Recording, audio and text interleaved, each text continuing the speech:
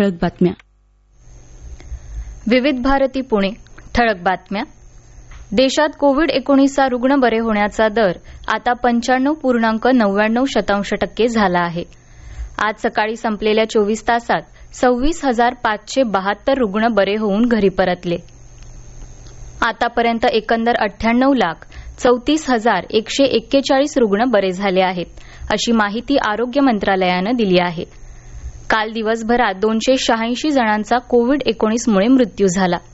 या आजारानं आतापर्यंत 1,48,439 जण मृत्युमुखी पडले. देशात सध्या 2,62,000हून अधिक रुग्णांवर उपचार सुरू आहेत.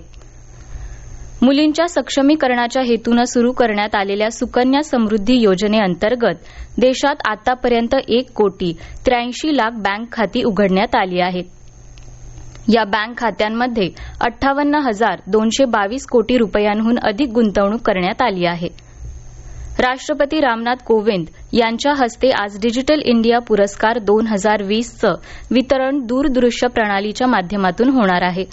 डिजिटल भारताच्या निर्मितीमधील पुढचं पाऊल म्हणून या पुरस्कार निवडीची संपूर्ण प्रक्रिया यावेळी प्रथमच ऑनलाईन पद्धतीनं राबवण्यात आली. नव्या कृषी कायद्यांवरून निर्माण झालेला तिढा सोडवण्यासाठी केंद्र सरकारनं या कायद्यांविरोधात आंदोलन करणाऱ्या शेतकरी संघटनांना आज चर्चेसाठी बोलावलं आहे. सरकार आणि आंदोलक शेतकऱ्यांदरम्यानची या मुद्द्यावरील चर्चेची ही 6वी फेरी असेल. कृषी कायद्यांव्यतिरिक्त किमान हमीभाव, हवेची गुणवत्ता आणि वीज पुरवठा या मुद्द्यांवरही यावेळी चर्चा केली जाईल.